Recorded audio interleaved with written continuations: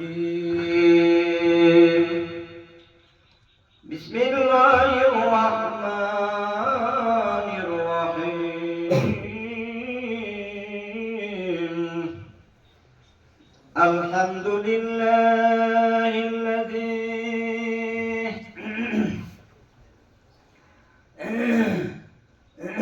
بسم الله الرحمن الرحيم الذين كفروا وصدوا عن سبيل الله أضل أعمالهم والذين آمنوا وعملوا الصالحات وآمنوا بما نزل على محمد وهو الحق من ربهم كفر عنهم سيئاتهم وأصلح بالهم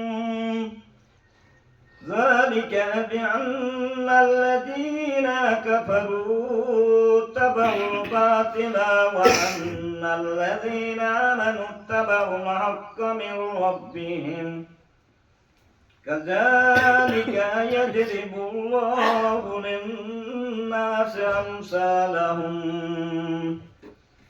فإذا لقيتم الذين كفروا فضرب الركاب حتى إذا أسكنتموهم فسدوا الوثاق فإما منا بعد وإما فداء حتى تضع الحرب أوزارها ذلك ولو يشاء الله لانتصر منهم ولكن ليبلو بعضكم ببعض والذين قتلوا في سبيل الله فلن يضل أعمالهم أما بعد فأعوذ بالله من الشيطان الرجيم بسم الله الرحمن الرحيم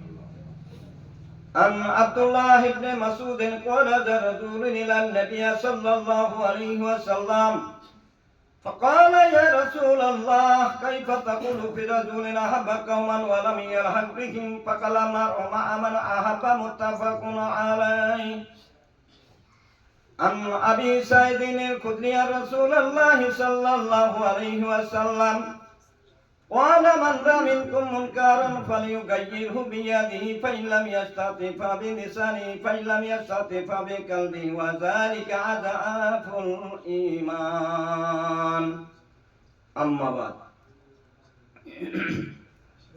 মুসলমানি দাবি করলেই মুমিন হলি না দুনিয়াদারি বেজ বুঝিলে কোরআন মানলে না ও ভাই আখের বাবলে না খোদার হুকুম নামাজ রোজা জীবন ভরাই করলি কাজা হারাম মালে পেট ভরিলি হারাম মালে পেট ভরিলি যাকাত দিলি না দুনিয়াদারি বেদি বুঝিলি কোরআন মানলে না ও ভাই আখের ভাবলে না পরের নিন্দা মিথ্যাচারী চাতুরী ও বাহাদুরি বৃথায় আলাপ না করিলে প্রাণ বাঁচে না দুনিয়াদারি বেদি বুঝিলি কোরআন মানলে না ও ভাই আখের ভাবলে না উচিত সীমা পার হইয়া পরের খেতে দখল নিয়া আপন বলে দাবি করলি আপন বলে দাবি করলি পিছন দেখলি না দুনিয়াদারি বেবি বুঝিলি কোরআন মানলি না ও ভাই আখের ভাবলি না তোমার গরু ছাগল দিয়ে পরের ফসল লুটাইয়ে মোটা তাজা লাভ বুঝিলি মোটা তাজা লাভ বুঝিলি আখের বাবুলি না দুনিয়াদারি বেদি বুঝিলি কোরআন মানলি না ও ভাই আখের ভাবলি না পরের নিন্দা মিথ্যা জারি চাতুরীয় বাহাদুরি বেতায় আলাপ না করিলে প্রাণ বাঁচে না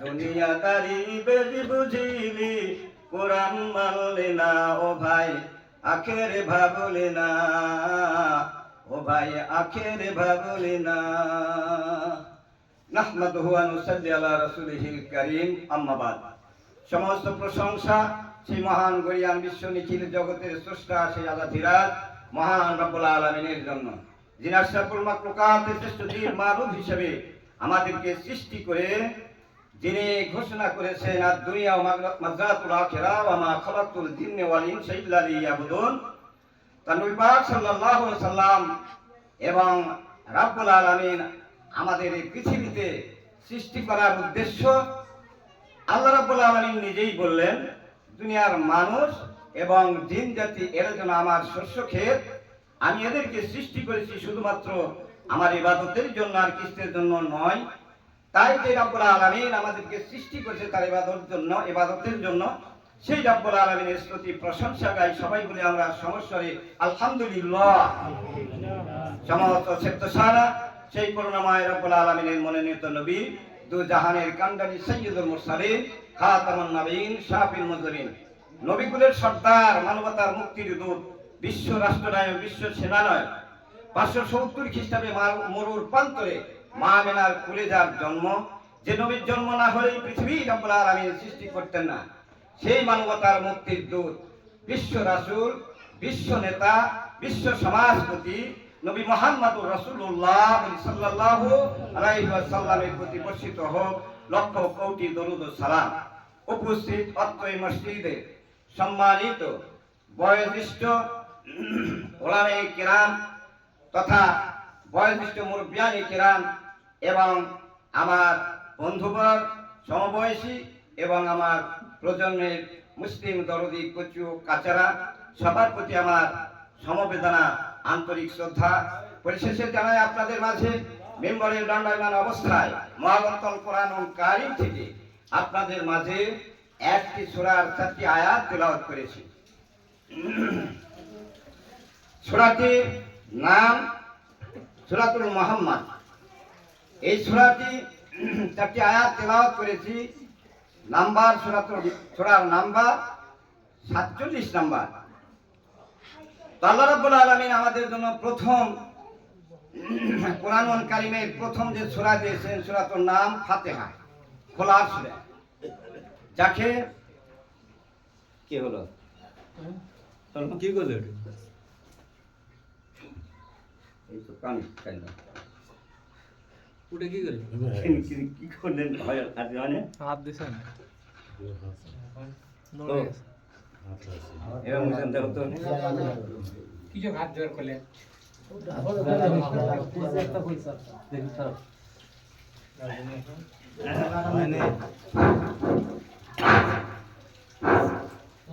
মাশাআল্লাহ জামা খাওয়ার সময় না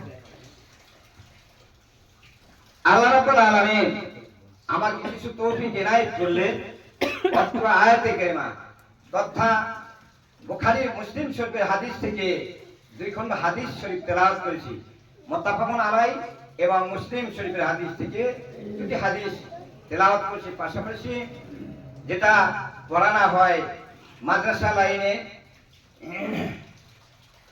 দাখিল 10ম শ্রেণীতে মিশকাত শরীফের 2য় খণ্ড এই হাদিসটি প্রমাণিত আছে আল্লাহ রাব্বুল আলামিন আমাকে তৌফিক এনায়েত করলে অত্র আয়াতে কারিমা তথা অত্র হাদিসের প্রেক্ষাপটে কিছু বলার প্রয়াস পাবো ইনশাআল্লাহ ওয়া মা তাওফিকি ইল্লা বিল্লাহ আলাইহি তাওয়াক্কালতু ওয়া ইলাইহি উনীব আমি আপনাদের মাঝে এই সূরাটি থেকে তেলাওয়াত করলাম এতগুলো সূরা আছে এইদিকে 114টা সূরা আছে 6666টা আয়াত রয়েছে এবং 40,500টি রুকু রয়েছে 30টি পারা রয়েছে এর সত্ত্বেও আমাদের প্রথম সূরা সূরাতুল ফাতিহা তারপরে সূরাতুল বাকারা তারপরে ইমরান নেসা, এইভাবে 114টি সূরা। আমি কেন তেলাওয়াত করলাম? আমি এই জন্যই তেলাওয়াত করেছি যে এই দিকে আমরা অবশ্যই এই সূরাগুলোর দিকে আমরা সবাই কিছু ওয়াকিবহাল আছি। যেমন সূরাতুল ফাতিহা। সূরাতুল ফাতিহা আমরা সবসময় তেলাওয়াত করি। এই সূরাতুল ফাতিহাটা আল্লাহ রাব্বুল আলামিনের কাছে বান্দা প্রার্থনা করেন। এই প্রার্থনা এই সূরাটি এই জন্য আমরা তেলাওয়াত করি। এরপরে হলো সূরাতুল বাকারা। বাকারা অর্থ গাভীর সূরা। কিন্তু শুধু কি মাত্র সূরা ফাতিহার মধ্যেই আমাদের দিক নির্দেশনা, আল্লাহর কাছে কিভাবে প্রার্থনা করতে হবে এগুলি দেওয়া রয়েছে। আর বাকারার মধ্যে অনেক কিছু দেওয়া আছে, শুধুমাত্র গাভীর সম্পর্কেই দেওয়া নেই, অনেক কিছু দেওয়া আছে। আমি বলতে চাচ্ছি যে আল্লাহ রাব্বুল আলামিন আমাদের যেমন সূরা ফাতিহা শিখালেন আল্লাহর কাছে প্রার্থনা করার জন্য, আমি আমার সাবজেক্টটি আমি এইভাবে আপনাদের কাছে প্রকাশ করছি যে আমার সাবজেক্ট শিক্ষা অনুরাগী হওয়া, শিক্ষার দিকে অনুরাগী হওয়া। যেমন আল্লাহ রাব্বুল আলামিন তিনি আমাদেরকে অবশ্যই জানিয়ে দিয়েছেন যে তোমরা আমার বান্দা, আমি তোমাদেরকে সৃষ্টি করেছি দুনিয়া এবং আখিরাতে শস্য ক্ষেত ছিল, তোমরা আমার শুকর ইবাদতই করবেন। এটাই যদি হয় তাহলে আমরা প্রথম থেকে শুরু করি। আমাদেরকে প্রথমেই যখন তাউযু তাসবিহ আমাদেরকে পড়ার জন্য আল্লাহ রাব্বুল আলামিন নির্দেশ দিয়েছেন। তাউযু অর্থাৎ আউযু বিল্লাহি মিনাশ শাইতানির রাজিম, বিতাড়িত প্রমন্ত্রণা প্ররোচনা শয়তানের হাত থেকে আল্লাহর কাছে আশ্রয় প্রার্থনা করতে। বিসমিল্লাহির রহমানির রহিম, পরম করুণাময় আল্লাহ তাআলার নামে আরম্ভ করিতেছি। মনে গেল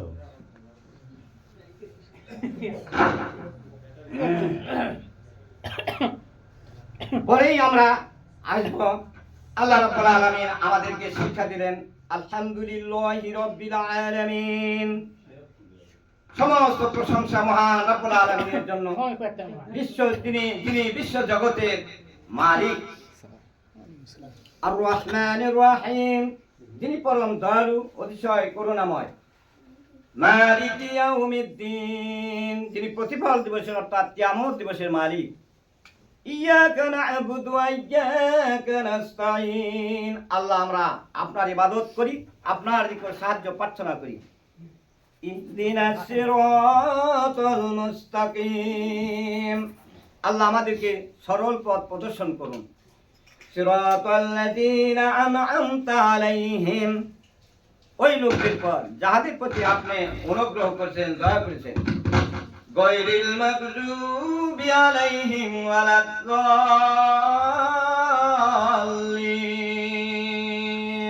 আমিন। আল্লাহ তাদের পথ নাই যাদের প্রতি আপনার গজব বর্ষিত হয়েছে, আর না তাদের পথ যারা পথভ্রষ্ট হয়ে গিয়েছেন। জাল্লেন শব্দের অর্থ পথভ্রষ্ট হওয়া।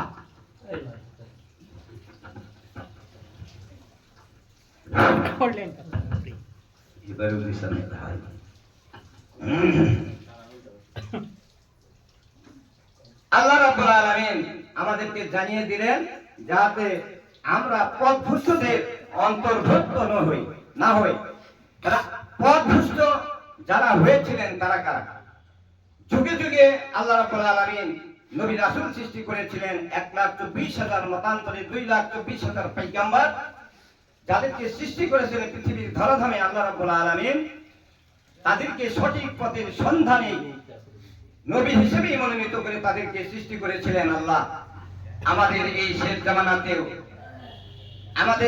জামানাতেও আমাদের মরুর দলাল মক্কার তনয় নবী মুহাম্মদুর রাসূলুল্লাহ সাল্লাল্লাহু আলাইহি সাল্লামকেও নবী হিসেবে মনোনীত করেছিলেন এবং তিনাকে সর্বাগ্রে প্রথমে সৃষ্টি করা হয়েছিল।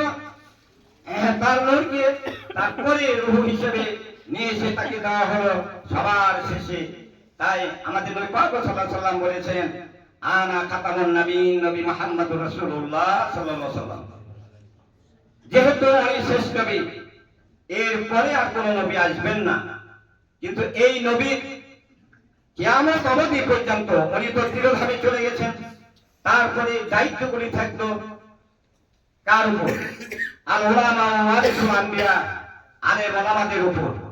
এই আলেম ওলামাদের মুখ থেকে আমরা এইরকম ভাবে তাওজুদ তাসমিয়া এবং সূরা ফাতিহার অনেক অর্থ শুনেছি, যা আমরা বুঝতে পারলাম যে আমরা আল্লাহ রাব্বুল আলামিনের কাছে সব সময় প্রার্থনা করবো এটাই, যেন আমরা যেন ভুল পথ অনুসরণ না করি। যুগে যুগে নবীরা এসেছিলেন, তাদের বিপক্ষে যারা অবস্থান নিয়েছিলেন, তারা যখন ধ্বংস হয়ে গেছেন, তারা যখন পথভ্রষ্ট হয়েছিলেন, তাদের উপর গজব এসেছিলেন, আমরা এগুলি এই নবীর মারফত দিয়ে জানতে পেরেছি। কারণ প্রত্যেকটা নবীর কথাবার্তা কোরআনুল কারীমের মধ্যে আছে, আপনারা অবশ্যই অবগত আছেন। প্রত্যেকটা নবীদেরই কথাবার্তা আছে। নবীদের সঙ্গে যারা ছিলেন এরা মুমিন, মুত্তাকি, পরহেজগার, আল্লাহওয়ালা, দিনদার। আর যারা নবীর বিপক্ষে ছিলেন এরা হয়েছিলেন কাফির, বেঈমান, মুনাফিক, ফাসিক, জালিম। আমরা আশা করছি সূরাতুল ফাতিহার যে অর্থগুলি আমরা বুঝলাম, এর মাধ্যম দিয়ে আল্লাহ রাসূল এর উপর আমল করেছেন, যেমন আমরাও করি। প্রত্যেকটা সালাতে ফরজ, নফল, সুন্নাত এবং ওয়াজিব, বেতের সব রকম নামাজে আমরা সূরা ফাতিহা ছাড়া আমাদের নামাজ হয়? কেউ বলতে পারবেন না যে নামাজ হবে। নামাজের শর্ত সূরাতুল ফাতিহা। তাহলে আমরা বুঝতে পারলাম যে আমাদের আল্লাহ রাব্বুল আলামিন আমাদের নবীকে শিখিয়েছেন এই সূরাতুল ফাতিহা। এর মাধ্যম দিয়ে প্রত্যেকটা নামাজে অর্থাৎ আল্লাহর ইবাদতের জন্য আমাদের উদ্গ্রীব হতে হবে। আমাদেরকে আল্লাহ যেন এই তৌফিক দান করেন, আমরা যেন বুঝতে পারি যে হ্যাঁ, সূরা ফাতিহার মাধ্যম দিয়ে আমাদের সব রকম ইবাদত হয়। আল্লাহ রাসূল আমাদেরকে শিখিয়েছেন, আমরাও এই আয়াতের মাধ্যম দিয়ে জীবন যাপন করি। যেমন নবী পাক সাল্লাল্লাহু আলাইহি সাল্লাম এই যে মসজিদগুলি আমরা যেখানে এসে নামাজ পড়ছি, এই মসজিদগুলি কার নির্দেশে হয়েছে? সেই নবী মুহাম্মদ রাসূলুল্লাহ সাল্লাল্লাহু আলাইহি সাল্লামের নির্দেশ মতোই হয়েছে। আল্লাহ রাব্বুল আলামিন তাকে নির্দেশ দিয়েছেন। প্রথম মসজিদটি কোথায় হলো? প্রথম মসজিদ হলেন কুবায়। বন্ধুরা আমার, ইসলামের অনেক ইতিহাস রয়েছে, কোরআন তার সাক্ষী বহন করে। সূরা ফাতিহার মাধ্যম দিয়ে আমাদের যেমন দুনিয়াতে ইবাদত করতে হয়, ওই রকম ভাবে শুধুমাত্র সূরা ফাতিহা দিয়ে ইবাদত আমরা করব। কিন্তু তার সঙ্গে সঙ্গে আল্লাহ আমাদেরকে জানিয়ে দিয়েছেন 114টি সূরার কথাবার্তাও। যেমন সূরা বাকারাতে আল্লাহ রাব্বুল আলামিন গাভী সম্পর্কে আলোচনা করেছেন, কিন্তু প্রথমেই তো গাভী সম্পর্কে বলেন নাই। প্রথমে কি বলেছেন? জালিকাল কিতাবু লা রাইবা ফীহি হুদাল লিল মুত্তাকিন। এই কিতাব এমন, যাহার মধ্যে কোনো সন্দেহের অবকাশ নাই, মুত্তাকিদের জন্য পথ প্রদর্শক। আল্লাযীনা ইউমিনুনা বিল গায়বি ওয়া ইউকিমুনাস সালাতা ওয়া মিম্মা রাযাকনাহুম ইউনফিকুন। ওই খোদা বেহুদা এমন যে বিশ্বাস স্থাপন করে অদৃশ্য বস্তুর সময়ের উপর এবং নামাজ কায়েম রাখে। আল্লাহ রাব্বুল আলামিন তৃতীয় আয়াতে এই কথাবার্তাগুলো আমাদেরকে জানিয়ে দিলেন এবং আরো বললেন, والذين يؤمنون بما أنزل إليك وما أنزل من قبلك وبالآخرة هم يوقنون। ওই খোদাবের এমন যে বিশ্বাস স্থাপন করে এই কিতাবের প্রতি, যা মুহাম্মাদের প্রতি নাযিল হয়েছে, এবং আখিরাতের প্রতি তারা দৃঢ় বিশ্বাস রাখে। তাহলে আমরা আখিরাত সম্পর্কে জানি এবং এই সম্পর্কে আমাদের চিন্তাও আছে যে দুনিয়ার জীবন আমাদের শেষ জীবন নয়, আমাদের জীবন আরেকটা রয়েছে, পরকালীন জীবন, আখিরাতের জীবন, চিরস্থায়ী জীবন। এটা হচ্ছে আমাদের জন্য ক্ষণস্থায়ী জীবন। তাহলে আসুন আমরা এই কিতাবকে মেনে নিই। যে আল্লাহ বললেন যে পৃথিবীর মধ্যে যত কিতাব রয়েছে, সব কিতাবের মধ্যে ভুল রয়েছে। থাকতে পারে যারা মানুষের রচিত লেখা যেগুলি বই পুস্তক, সেখানে কিছু না কিছু ভুল থাকা স্বাভাবিক। ওই লাইটার লেখকেরা বলেন এই কথা যে আমার যে বই আমি লিখলাম, এই বইয়ের মধ্যে যদি কোনো ভুল ত্রুটি আপনাদের কারো চোখে ধরা পড়ে, তাহলে আমাকে অবহিত করলে আমি সংশোধন করার জন্য চেষ্টা পাবো ইনশাআল্লাহ বলে দেয়।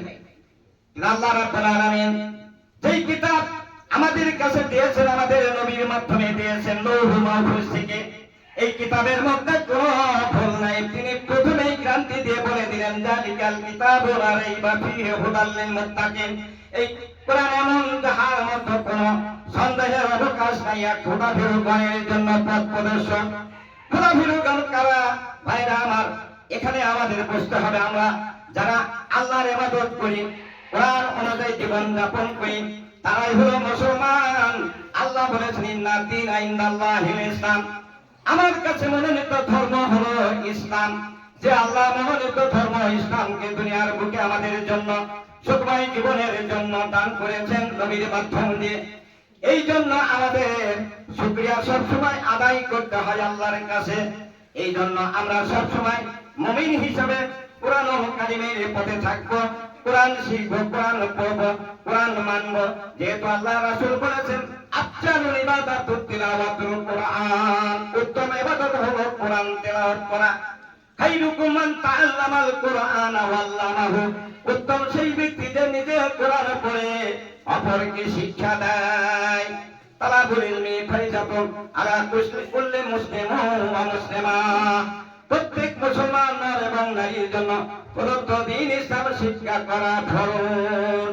উতলুবুল ইলমা ওয়ালাউ কানা ফি সিন, যদি এই বিদ্যা অর্জন করতে শুধু চিন্তিত যেতে হয় তাও দিতে হবে, যদিও হাদিসটা জয়ীফ, কিন্তু আল্লাহ রাব্বুল আলামিনের রাসূল পাক সাল্লাল্লাহু আলাইহি সাল্লাম অবশ্যই এইভাবে বলেছেন। চীন দেশে যাওয়ার কথাবার্তা এই জন্য বলা হয়েছে। প্রথমেই কোরআনগুলি আমাদের লিপিবদ্ধ ছিল না, এখানে ওখানে হাড়ে টাড়ে লেখা ছিল, তালপাতে লেখা ছিল। চীন দেশে কাগজ তৈরি হয়, ওই কাগজে কোরআনগুলি লেখা হয়েছে। এই কারণে চীন দেশকে প্রাধান্য দিয়েছেন আমাদের নবী পাক সাল্লাল্লাহু আলাইহি সাল্লাম। আসুন আমরা সেই কোরআন সবসময় আমরা পড়ব এবং বুঝব এবং মানব। আমি অনুরোধ করবো আপনাদেরকে, কোরআন শুধুমাত্র পড়ার জন্য আসে নাই, কোরআন আমাদের কাছে এসেছে আমাদের বাস্তব জীবনে মানার জন্য। যেহেতু আল্লাহ রাব্বুল আলামিন এই কোরআনুল কারীমকে আমাদের নবী পাক সাল্লাল্লাহু আলাইহি সাল্লামের জীবন বিধান, আইন বিধান হিসেবে নবীর কাছে কায়েম করেছিলেন, আসুন সে সম্পর্কে আমরা কিছু জেনে নেই।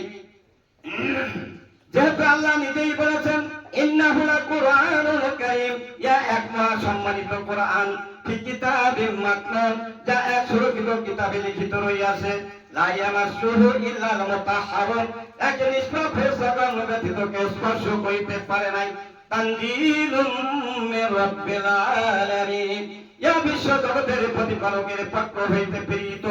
আফা বিহাযাল হাদিস আনতুম মুদহিরুন, তবে কি তোমরা এই বাণীকে সাধারণ কথা মনে করিতেছ?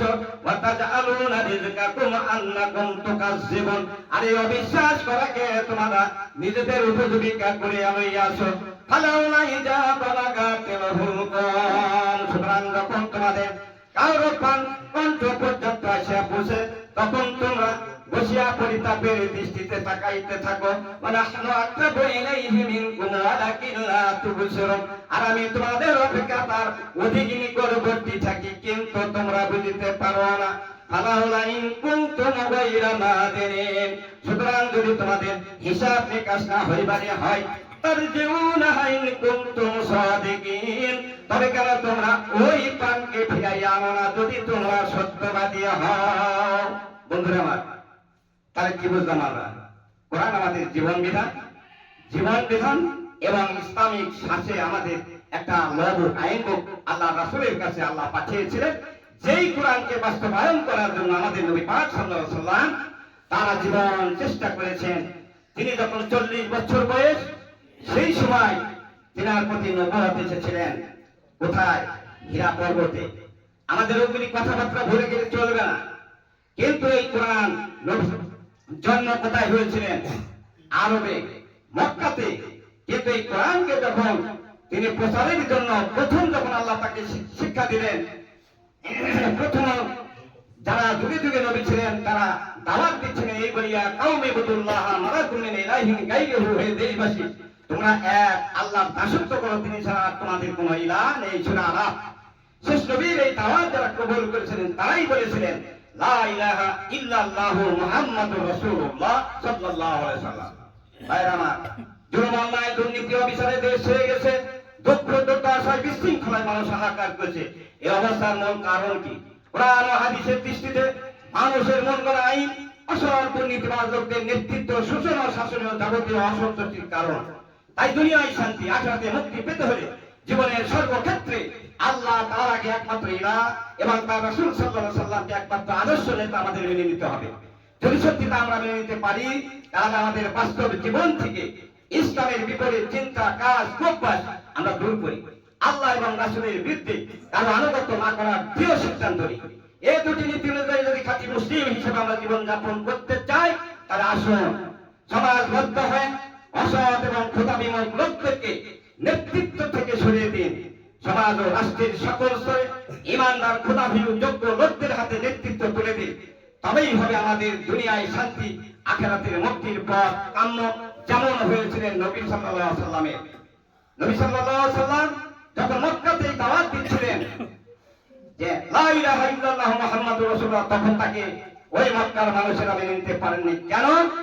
মক্কার রাসূলের বংশধর যারা ছিলেন, তার গোত্র যারা ছিলেন, তার চাচা আবু জেহেল, আবু লাহাব, আবু জাহল, আবু সুফিয়ান, এরাই সেই কাবার নেতৃত্ব দিচ্ছিলেন। অর্থাৎ ওই কাবা ঘরে, অর্থাৎ আরব দেশের নেতৃত্ব তারা দিচ্ছিলেন, রাষ্ট্রনায়ক হিসেবে তারা শাসন করতেন। কিন্তু তখন যখনই আমাদের নবী পাক সাল্লাল্লাহু আলাইহি ওয়াসাল্লাম দাওয়াত দিলেন, তখন তারা বলল, তুমি আমাদের মাথায় কুঠারাঘাত করছো কেন? তুমি তো আমাদের প্রজন্ম, তুমি তো এতিম, তোমার ধন নাই, জন নাই, সয় সম্পদ কিচ্ছু নেই, আর তুমি কেন আমাদের উপর দিয়ে কর্তৃত্ব খাটানোর চেষ্টা করছো? তুমি কেন এই কথা বলছেন? লা ইলাহা ইল্লাল্লাহু মুহাম্মাদুর রাসূলুল্লাহ, আল্লাহ ছাড়া কোনো ইলাহ নাই এবং আমি নবী মুহাম্মদ রাসূলুল্লাহ, তিনার প্রেরিত রাসূল। কেন? আমাদের বাধ্যতামূলক ধর্ম পালন করে গেছে 360টি ব্যক্তিবিদ, তারপরে মক্কাকে সুচারুরূপে আমরা পরিচালনা করতে পারি না, আর তুমি বলছো এক আল্লাহর দাসত্ব করো, তিনি ছাড়া কোনো ইলাহ নেই। এই কথার অর্থ কি? যে তুমি আমাদের এই সম্মান কেড়ে নেবে, অর্থাৎ রাজনীতির প্রেক্ষাপটে তুমি এসে বাদশা হবে। কিন্তু এইভাবে হলো না, তুমি এইভাবে হলো না, তুমি আমাদের সঙ্গে সমঝোতার মাধ্যম দিয়ে বলো, আমরা তোমাকে রাষ্ট্রনায়ক হিসাবে মেনে নেব, আমরা তোমাকে, যদি তোমার বেন বিকৃত হয়ে যায় তাহলে তোমার বেনের চিকিৎসা করব। তুমি যদি চাও এই আরব সাম্রাজ্যের সুন্দরী নারী তুমি চাও, তোমাকে দিয়ে দিব। কিন্তু আল্লাহ রাব্বুল আলামিন রাসূল পাক সাল্লাল্লাহু আলাইহি সাল্লাম কি বললেন? ইকরা কিতাবাকা কাফা বিনাফসিকা ইয়াওমা আলাইকা হাসিবা। উনি বললেন যে আমাকে একদিন না একদিন আল্লাহ নবী হিসেবে দুনিয়াতে পাঠিয়েছেন, আবার আমার এই দুনিয়ায় পরজগতে যখন যাবো আমরা এই দুনিয়া ছেড়ে, তখন আমাদেরকে কিছু আমার আমলনামা যেগুলি আমি দুনিয়াতে করেছি এগুলি লেখা হবে, সেগুলি আমাকে করতে দেওয়া হবে। ইকরা কিতাবাকা কাফা বিনাফসিকা ইয়াওমা আলাইকা হাসিবা। পড়ো আপনার আমলনামা, আপনি নিজেই পড়ুন, আপনার আমলনামা আপনি নিজেই পড়ার জন্য যথেষ্ট।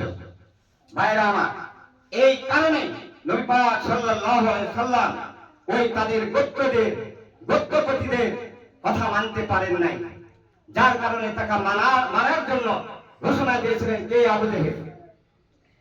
আবু জেহেল এই কথা বলেছিলেন যে কে আছো তোমরা, নবীকে যদি মারতে পারো তাহলে 1000 উট, 100 স্বর্ণ মুদ্রা তোমাদেরকে পুরস্কার দেওয়া হবে। আবু জেহেল বড় নেতা ছিল, কুরাইশদের কথাই কাজে মস্ত শত্রু ছিল ইসলামের। মহানবী দিনের ছবি, সোনাই খোদার বাণী, তাই দেখি আবু জেহেল গরিব দুশমনী। কি করিয়া ইমান ইসলাম ধ্বংস করা যায়, মহাপাপী দিবানবেশী তাই খুঁজে বেড়ায়। হঠাৎ একদিন মহাকবি বড় মিটিং দেখে বলছে, শোনো দেশবাসীরা, বড় গলা হেঁকে শোনো রে কুরাইশগণ, খেয়াল করিয়া তোমাদের মধ্যে কেউ কাপুরুষ নাই, সবাই সাহসী বীর, সীমাই সেপাই, জ্ঞানবান ধনবান, নেতা নির্বাচিত, তথাপি তোমরা হইতেছ সমাজে এত নিন্দিত। অত্যন্ত গরিব জাতা, একাকী আমি বিনিষ্ট করিতে আছে তোমাদের দিন, নাহি তার সেনা সৈন্য, নাহি হাতিয়ার, জয় করিতে আছে একা অভে খাতার। কোথায় সাহস আর শক্তি তোমাদের, নাম গাম ডুবাইলে বাপ দাদাদের। আবু জেহেল এইভাবে ভাষণ দিয়েছিলেন, কিন্তু সেই ভাষণে আমাদের দ্বিতীয় খলিফা হযরতে ওমর ফারুক রাদিয়াল্লাহু, উনি বুঝতে না পারার কারণে এই কথাগুলিতে তার মনের ভিতর এমন একটা আতঙ্ক ঢুকে গেল, সত্যি তো আমাদের বাধ্যতার ধর্মকে ওরা আসলে নিন্দা করছেন, আর মাথা কেটে আনা লাগবে। উনি মাথা কাটার জন্য বাইরে হয়েছিলেন। মূর্খ তখন তার মূর্খান্ন ছুটানোর জন্য আল্লাহ রাব্বুল আলামিন তার আগেই রাসূল পাক সাল্লাল্লাহু আলাইহি সাল্লাম প্রার্থনা করেছিলেন, আল্লাহ আমার এই দিনকে বিজয়ের জন্য আপনি হয় আমার চাচা আবু জেহেল, না হয় ওমর ফারুক খাত্তাবের বেটা ওমর ফারুককে এই দিকে ফিরিয়ে দাও। আল্লাহ আল্লাহ নিজের গোত্রের জন্য কবুল করলেন না, অথচ দূর গোত্র ছিলেন ওমর ফারুককে আল্লাহ তার জন্য কবুল করলেন। অথচ ওই ওমর তিনাকে মারতে যে শেষ পর্যন্ত অনেক ইতিহাস আছে এর মধ্যে, যেহেতু সময় সঙ্গে এত বলা সম্ভব হবে না, আবার তিনি চলে গেলেন নবীর কাছে, যে নবীর পদতলে তলোয়ার জমা দিয়ে ইসলাম গ্রহণ করলেন। ওই দিন থেকে ইসলামের দরবার গতি এমন প্রবল হয়ে গেল যে আমার ঘরে কোনোদিন নামাজ তখন তারা পড়তে পারতো না, সেই ঘরে নারাই তাকবীর আল্লাহু আকবার ধ্বনি দিয়ে সবাই ঐক্যবদ্ধ হয়ে নামাজ পড়লেন আল্লাহু আকবার। এই নারাই তাকবীর আল্লাহু আকবার ধ্বনিটা ওমর ফারুক রাদিয়াল্লাহু কাছ থেকে এসেছে ইনশাআল্লাহ। ও বন্ধুরা, আমরা মুসলমান, আমাদের বাচ্চারা যা করেছে আমরাও যে তা করব, কিন্তু ঠিক আছে, কিন্তু নবী পাক সাল্লাল্লাহু আলাইহি ওয়াসাল্লাম যা করেছিলেন, তার বাচ্চারা যা করেছিলেন, তাকে তিনি করেছিলেন, তাকে আল্লাহ মানা করেছিলেন, যার কারণে তিনি সেটা করতে পারেননি। তিনি একক আল্লাহ, লা শারীকা আল্লাহ ইবাদত করেছিলেন। বন্ধুরা আমার, আমি যে আপনাদের কাছে যে কথাবার্তা বললাম, আপনাদের বুঝের কথাবার্তাই বলেছি। আল্লাহ রাসূল পাক সাল্লাল্লাহু আলাইহি সাল্লাম এইভাবে দুনিয়ার জীবনেতে সুখ এবং শান্তিকে বিসর্জন দিয়ে তার 23 বছর বয়সে এই কোরআন বাস্তবায়ন করার জন্য এক নয় দুই নয় 86টা যুদ্ধ করেছিলেন। হাতে তলোয়ার নিয়ে সৈন্যদের মাঝে 27টা যুদ্ধের সেনাপতির দায়িত্ব গ্রহণ করেছিলেন। বন্ধুরা আমার, উহুদের যুদ্ধে তার প্রাণদান শহীদ হয়েছিলেন এবং তায়েফের ময়দানে তাকে রক্ত ঝরাতে হয়েছিলেন। এমন পরিস্থিতি হয়েছিল যে তার পা মোবারক জুতার সঙ্গে আটকে গিয়েছিল। আমরা মুসলমান, সেই যুগ আর এই যুগ অনেক তফাৎ রয়েছে আমাদের কাছে, কিন্তু এই যুগের হিস্ট্রিগুলো আমাদের মনে হলে গেলে চলবে না। আমাদের কোরআনের সব সাক্ষী হিসেবে রয়েছে, আমাদের সেগুলি পালন করতে হবে অক্ষরে অক্ষরে।